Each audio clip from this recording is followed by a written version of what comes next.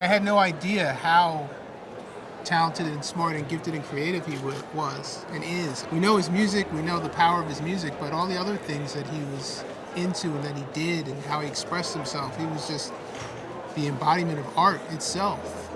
Once I learned more and more about him, he kind of reminded me of people I grew up with who didn't necessarily get the shot, but had the talent. Coming up when he did, like I could assume that racism was a part of what he was dealing with, but of course there's a music industry and gangsters and mobsters and people who want to take advantage of you and so many different things, so many different worlds that he had to navigate that if he was any other person, it wouldn't have happened. It had to be a very special person to be the person he became. There's so much to learn from how he maneuvered in the world and how he had such thick skin, would wind up becoming triumphant. He had a level of intelligence that was just beyond your average person. Based on where civil rights was going and how people were more vocal about how they felt and their feelings, you compare that to what was going on and you compare how Lewis moved in the world, then younger folks might have their opinions.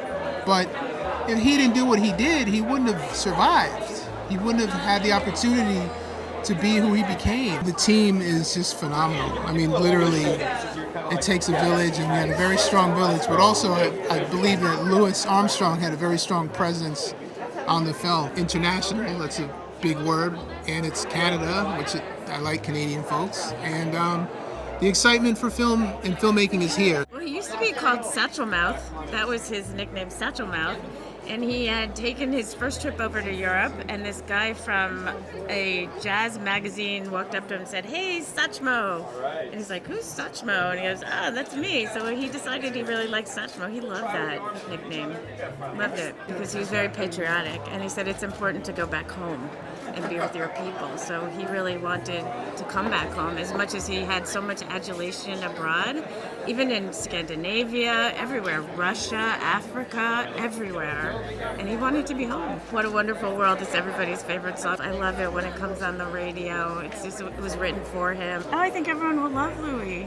Yeah, they'll love him. What's not to love? It's nice to have a feel-good documentary because so many documentaries are about really serious topics, and this one has that part of it, but it's also very much a feel-good film.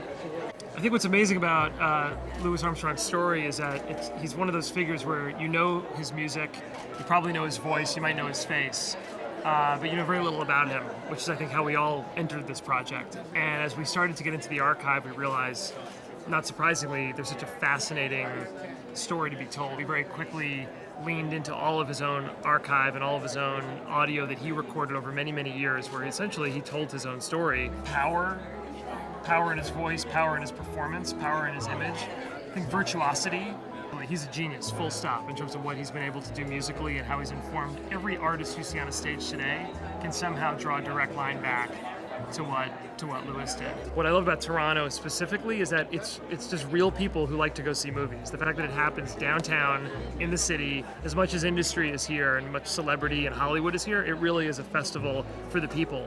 I love this festival. Pops was a person who never really got the credit for being the true innovator that he was. But there was nobody doing what he was doing on the trumpet.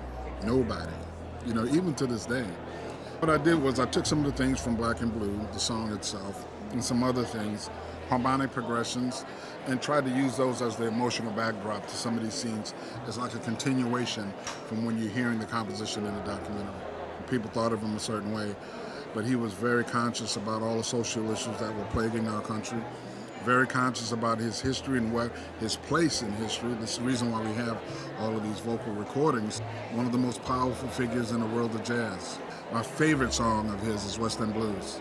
Louis Armstrong Educational Foundation is an entity that Louis Armstrong and Lucille formed themselves with a mission to create and to educate kids about music.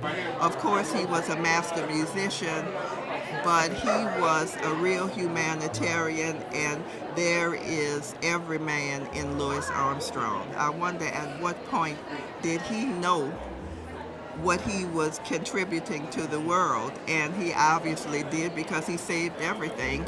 He curated his own story, and he also brought his message to the world. His message is love. I think Sasha's vision is perfect. I think anyone who sees the documentary will walk away knowing who Louis Armstrong was. Sasha did a wonderful and a great job doing that.